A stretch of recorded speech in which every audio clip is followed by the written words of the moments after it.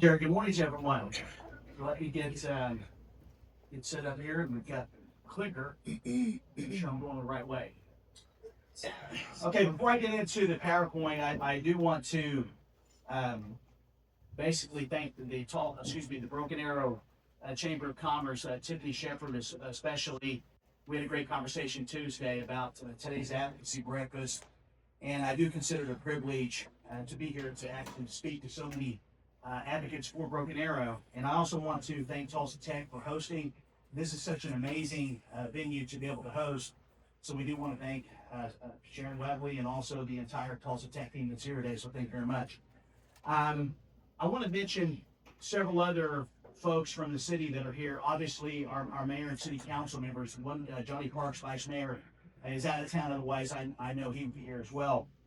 There are several individuals here from the leadership team that I want to mention. We have Assistant City Manager of Operations, Kenny Schwab, is here, so raise your hand, Kenny. We also mentioned our Chief of Police, Lance Arnold. We also have our Director of Engineering and Construction, Charlie Bright.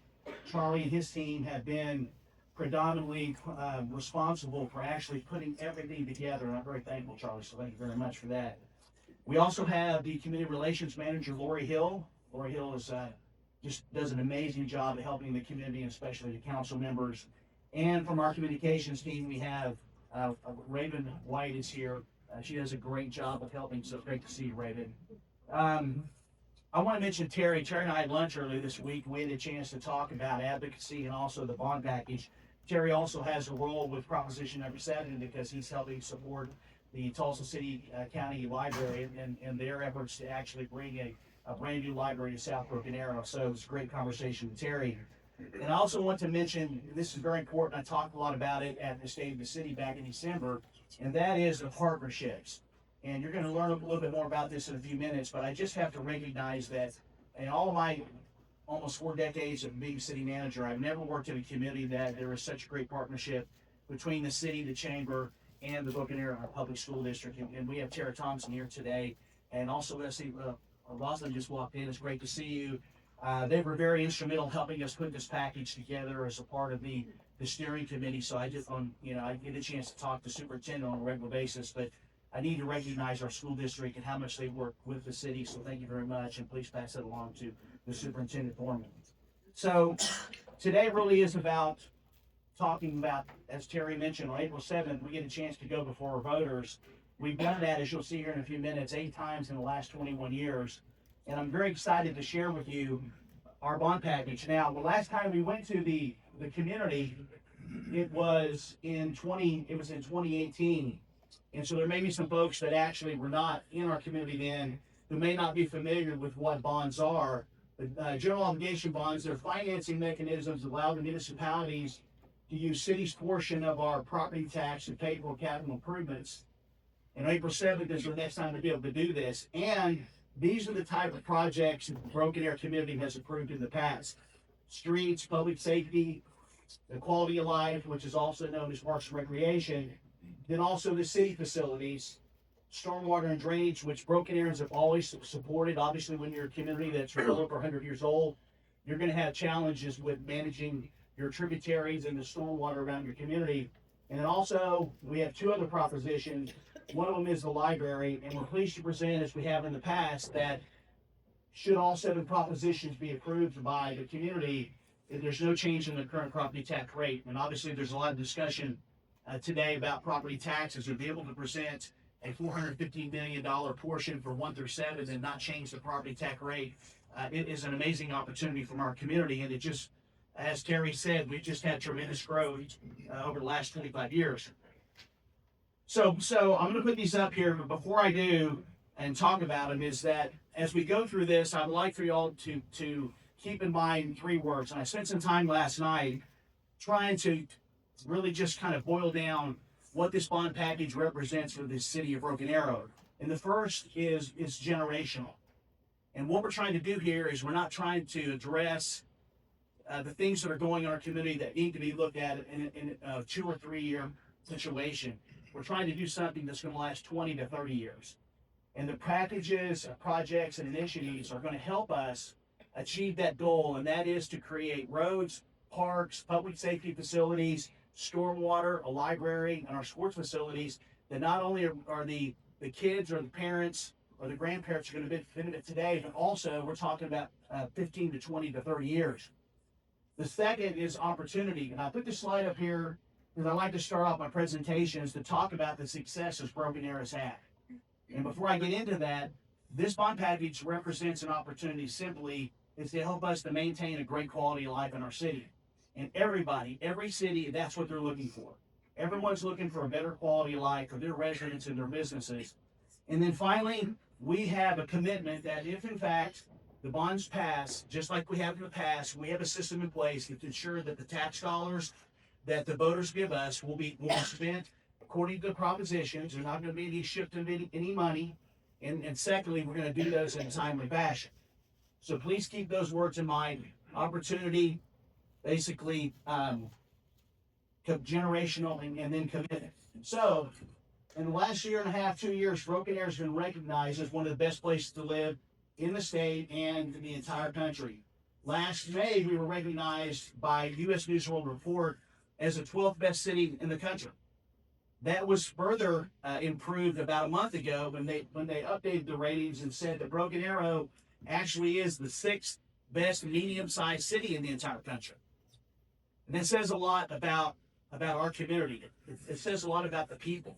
It says a lot about the businesses, about that commitment to maintaining the focus on what really matters. And it's the quality of life. It's the roads. It's the public safety. It's the parks and recreation. It's those things that matter to folks day to day. Also, we've been recognized as one of the safest cities in the state in America. And everything we do as a community starts with public safety. If you're not a safe city, it's going to have a negative effect on everything we do. Also, some of the other accolades we received, we have what is considered to be one of the best main streets in the entire state of Oklahoma. And as a community that's trying to maintain that small town feel, even though we're growing, we're about 122,000, that commitment to the hub of your community is extremely important. Also, we're actually one of the best places to invest, and also one of the best places to buy a home. So you can combine those. Those are the type of things that folks are looking for when they're looking for some place to locate. So I mentioned these words here. So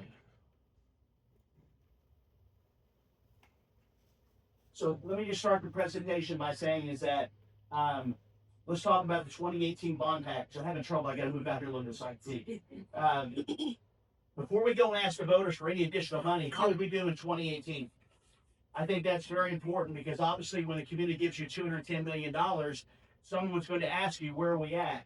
So back in 2018, we approved 6 propositions, 88 projects. And I'm proud to say that this is a 10-year package, which means that it normally takes 13 years to complete all those projects as we're still issuing bonds in the year 10. So far, we have completed 74% of all of the approved projects, or those are in construction. And we're only starting the 8th year of the package. So that tells you the dedication of the council and the administration to actually implement the package to make sure everything gets done in a timely fashion. I believe that's almost unheard of. So obviously we're well ahead of schedule. So here's the history of Broken Arrow's bond initiatives. And I'm very proud of this, and I know that the mayor and council are as well. We started actually looking at going before the voters for bond packages back in 1997, and we've gone 8 times. And you can see that Broken Arrow voters, each time they come through by approving bond packages. Now, back in 1997, most of the proposals that were submitted were around asphalt, concrete, or streets. As a fast-growing community, a lot of money needed to be spent to basically widen our roads or upgrading our intersections. But as we've gone through time, you can see is that the packages started to get larger, and we started to focus on other improvements like public safety, like parks and recreation. So what we have here, as Terry mentioned, over the last 21 years, the community has approved a total of $478 million in bond packages to make sure that we have a great quality of life. And that's the shoulders of which we stand on today, is those folks that came before basically said that we want to reinvest and invest in Broken Arrow, which is amazing. What we're asking voters to consider for 2026 is a total of $468 million 129 projects over the next 10 years. So as Terry Cup mentioned, the package that we're asking voters to consider in just over a month is going to be close to what the voters approved for the previous 21 years. Now, one thing that I'd like to share, because these are not projects that the mayor and council and I sat around in the smoke-filled room in back in City Hall and basically said, this is what we want. That's not the way they do things. That's not the way I like to do things. And so I think this is important, is that this package is truly a citizen-driven package. And up here are the initiatives that the council undertook to ensure that we had the support of the community. It started with the comprehensive survey back in 2024. We've completed a total of 6, what I call micro surveys on roadway improvements, pedestrian connectivity, parks and recreation, public safety, and our South Broken Arrow Library. And what I'm excited to share with you is every one of those surveys got well over 3,000 respondents. Now, I tell folks that according to our pollster, to gauge what Broken Arrow thinks about anything, you only need about 600 responses within that standard deviation of 2 or 3% either way. So to be able to say that you got 5 times as many responses than you needed to get the temperature check of what Broken Arrow thinks is incredible. In fact, the library got over 4,000, which is absolutely amazing. We had meetings with community groups that use our public facilities. We had meetings with HOA, civic organizations, the school district. City directors made recommendations because they are the ones that are responsible for implementing the actual package once it's approved. We had a citizen steering committee that included not only about a dozen citizens, we also had our partners from the Broken Arrow Chamber and the Broken Arrow Public Schools, because obviously roads, economic development, those are very important items to our partners. And we had 3 public forums last summer where we showed the projects to the community. And just as a reminder, in case you weren't aware, we actually started this package 2.5 years ago with almost $1.2 billion worth of projects. In order to keep the tax rate the same, we had to narrow it down to $415 million. So the mayor and council and I believe this package was truly built by the citizens with their input. And so the projects that the council actually approved in each proposition scored very, very high on all of the surveys. And so we feel very good as we go out into the community and to talk about the projects. We can say that actually the citizens had a tremendous amount of input in deciding how we would actually narrow that package down to $415 million. So we have a card, which I'll get to in just a second. These are the allocations of the propositions 1 through 7. And so obviously streets and roads are by far the most important part of your infrastructure, especially in a fast growing community. And so as you can see, out of the $415 million, 49.6% of the total $415 million is for roads and streets, street maintenance repairs, sidewalk connectivity. What's exciting about that is in the bond package, which in proposition number 1, which is called transportation, there are 12 road widenings, I believe 10 intersection upgrades to continue to be folks to be able to get to where they need to go safely and in timely fashion. And so I'm very excited about the package we have of roads. Public safety is getting $56 million. Back in 2018, public safety got around 17 to 20 million. Our quality of life projects, $74 million, including just right around the corner, if the voters approve, we'll have a brand new community center in Elam Park. We're going to spend $49 million to build a new community center. The residents in responding in 2020 and 2024 said that they want a community center. So what we would have is actually we would have a community center in every part of our city, starting to the north with Nehas, in central, in the middle of our community, and then hopefully Elam Park would have a community center. Public facilities, obviously there are many buildings that are included in there, 65 million or almost 16%. Stormwater, we have 2 propositions, $11 million total. And what's important is this is going to allow us to address some of the drainage problems that exist in our community. And what I'm excited about this, a lot of people are not really excited because drainage is not sexy, but I'll tell you this, in the bond package in 2018, the highest percentage response was drainage. Because folks, it is an emotional situation And by helping address stormwater, you improve the quality of life of a subdivision, a homeowners association, and to be able to actually go in and do drainage improvements when widening roads, because you could have an impact. And so we have a great plan for drainage. Also, we have the library, which I'll talk about here in just a minute. And once again, we're talking about $415 million to be funded by property tax, maintaining the same rate, which is right now about 16.48 if you're looking at your tax bill. So at your table, you have a document, this card right here, and you have a QR code on there. So our communications director, Aaron McCullough, couldn't be here today, but you have a QR code, and that's a great advantage to take you to our website. But this card right here actually just reiterates what I just shared with you about the amounts of each of the propositions. You can go to the QR code, and it'll take you to the website, and it'll show you the one sheets, is what we're calling the one sheets. On the one sheet, it lists every single project that is in each of the propositions, whether it's proposition number 1, 2, 3, 4, 5, 6, 7, or 8. You can specifically see the road improvements that are proposed, the park improvements. You can learn more about what's in proposition number 8. And I'd like to mention, if you notice, there's a phone number at the bottom of the little postcard. We decided to go and get into the world of AI this time, and you can actually contact this number, and you can ask the lady any question you want about the bond package. I challenge anyone to actually to try this number. Okay, you can call and you can ask her a question. You can say, what projects are in proposition number 4? Or you can say, where's the community center? And it'll tell you it's in proposition number 3.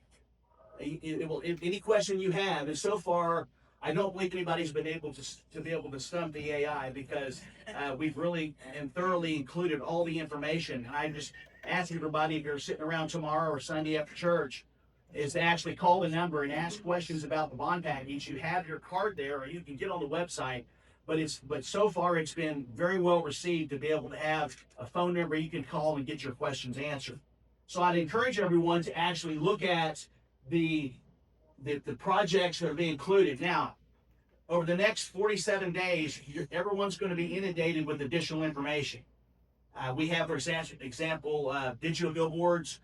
We have videos. We have about 30 videos that we're going to be sharing with the community about each of the propositions, and specifically some of the projects in each of those propositions. And everything's going to culminate, if you live in Broken Arrow, sometime starting March 15th, everyone's going to receive what I'm calling the bond book. So actually, as we did in 2018, we're going to be sending to every household a bond book that has information about every single proposition, just like we did in 2018. So if someone is not following what's going on, like many of us do, because obviously we're well engaged with what's going on with our government, they'll be able to look at that bond package and be very well informed when they go to the polls on April 8th, knowing exactly what's in the package. So let me talk about proposition number 7. So one of the city's public partners is the Tulsa City County Library. As you know, we have 2 libraries within our community. One is in the Rose District, and the other one is right down the street on 101st, just west of Aspen. Basically, the library system would like to have a new library in South Broken Arrow. And the proposal is it's about a $13 million project to double the size of the library.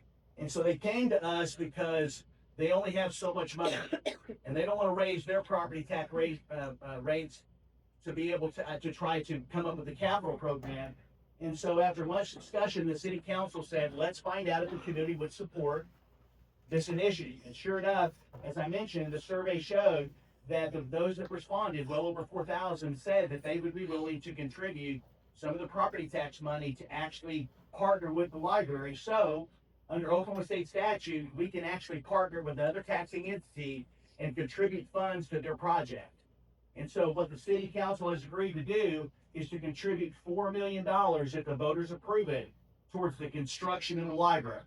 So the library has the funds to finish the project and to do what they call the furniture, fixtures, and equipment. And they're actually ready to start. If the voters approve the funding, they actually could be under construction probably sometime early next year. And so this is an incredible initiative. And what's exciting is the fact that I believe there's 24 libraries in the Tulsa County system. South Broken Arrow is the third most used library in their entire system, mainly because of homeschoolers. It's the number one place that homeschoolers in this part of the county use. And so not only is it great for homeschoolers, but it's a tremendous resource for our city and those that basically live around it. And so the council felt very strongly that we should support our library. And so the final proposition I want to talk to you about is not sales tax.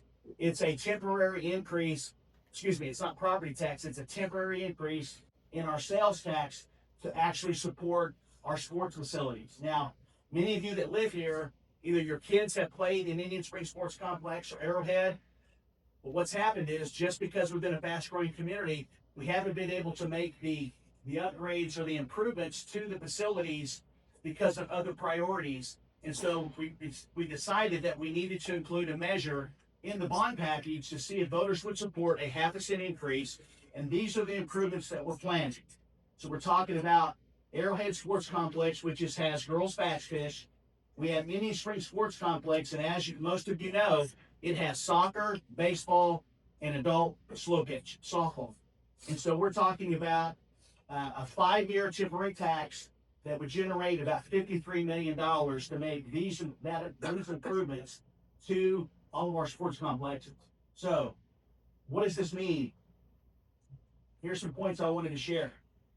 In the fall of 2025, we completed a survey. We asked citizens and interested parties, how would you feel about if the city was to put a 0.5 cent sales tax temporarily on an increase? We had 3,300 respondents. 88% said that they were registered voters in Broken Arrow, and 68% said they would support the proposition. When I spoke to council about this back in July, I said if we don't get over 3,000 votes and we don't get at least 60%, I don't believe that it would be a good proposition for the voters to consider. So you can see the two benchmarks that I had were both met by our community. Now, obviously, a temporary increase in sales tax means that residents are going to be paying a little bit of additional sales tax. So here's what it means. For every $100 of purchase at research, it's going to cost an additional 50 cents. BA's current sales tax rate is 3.55. We're one of the lowest in Tulsa County. And so a temporary increase would actually take that rate to 4.5 in Tulsa County. It would be higher in Wagner County. As you can see, we continue, even with an increase in Tulsa County, we're still one of the lowest in our county right now. I want to be real clear for those that will be voting on April 7th, is that the tax would expire on June 30th, 2031, if not before. Now, a lot of people have said, and I've had to answer this question in every presentation I've given, there's no intention of extending that tax, okay? And here's the good thing about it. Even if the city did want to do it for something else, the voters get to decide. The city council does not have the authority to just add that 0.5 cent permanently. So if anyone tells you that, it's simply not true. Now, a lot of people say, well, you get the folks used to paying the tax and just go ahead and keep it on there. Even if the city council wanted to do that, which I know they don't, and I have 4 out of the 5 of them here, and I have no intentions of recommending that, the voters get to decide that. So it's not something that just automatically can be added. So if anyone tells you that, that's simply not true. Let me see here. And here's what's exciting about this proposition, is that if the voters approve this, we will actually complete the improvements within 3 years, which means the kids of the parents or grandparents would be able to use the facilities within 3 years, and that's almost unheard of. And what I like about this proposal is the fact that if we put the projects in the bond package, they would have to compete with everything else. That means that when we issue bonds every year, they would have to compete with roads, city facilities, stormwater. They would have to compete with the library.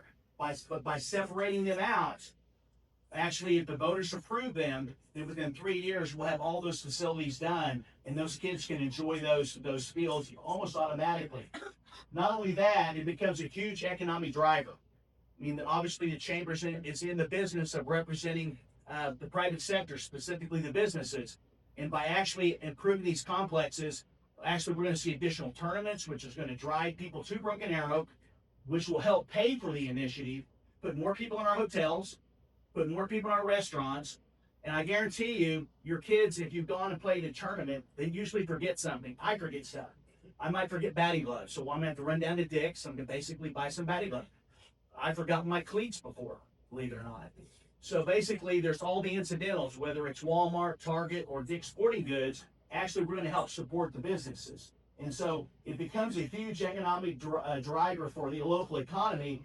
And the other thing that's exciting about this proposition is that it's not something that the Broken Arrow taxpayers are carrying 100%.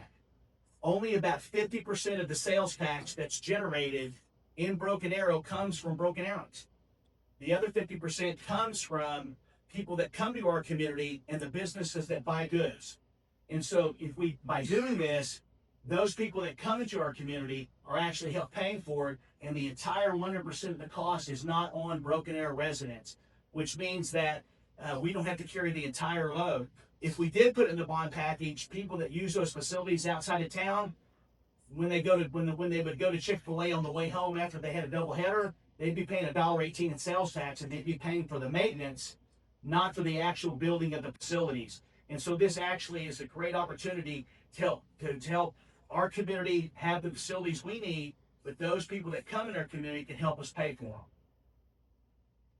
So in summation, I just wanted to say is that actually the total package is $468 million, with $415 million of it basically being for property 1 through 7, no change in the property tax rate. And then secondly is that eighth proposition is a temporary increase in sales tax. That's why I wanted to address it right up front. You're looking at almost 40 projects by way of a temporary sales tax for $468 million. What I do want to mention is for those that live in town or anyone that's interested, the council has set 4 public forums. We did last summer, and we actually got your input on what projects should be included. Now we're going to take the package to different places throughout the community, and we're going to give residents an opportunity to actually see the projects that are in each proposition, and then they can ask questions of the mayor, council, and staff about why we chose those projects. Plus, we will have representatives from the sports organizations, our user groups such as the Senior Center, Arts 302, the Military History Center, the History Center of Broken Arrow. All those representatives will be there to talk about the funding that is proposed in the different projects on 2 propositions, where they can actually explain why those improvements are necessary. So we just ask, if you live in Broken Arrow and you're going to see more information about this, come out to one of the public forums if you have a question about a project, and learn more about how we develop this package or these propositions that the voters will consider on April 7th. And so as I wrap up, I just want to say on behalf of Mayor Whitby and the Broken Arrow City Council is that this is an opportunity for us to continue maintaining the great quality of life. And we also get the opportunity to once again go before the voters and have a generational chance to actually continue the growth and prosperity that exists in our community. And I think this is something that so far we've received a great deal of positive feedback. Broken Arrow has a history of supporting bond packages because they understand the importance of providing the city with funds to be able to continue to have great quality of life. But we're going to work very hard for the next 48 days to make sure that any person that decides to go vote knows exactly what's being voted on, the potential impact, and whether it's proposition number 8 or the other 7 propositions, and they'll know they're being asked to consider on April 7th.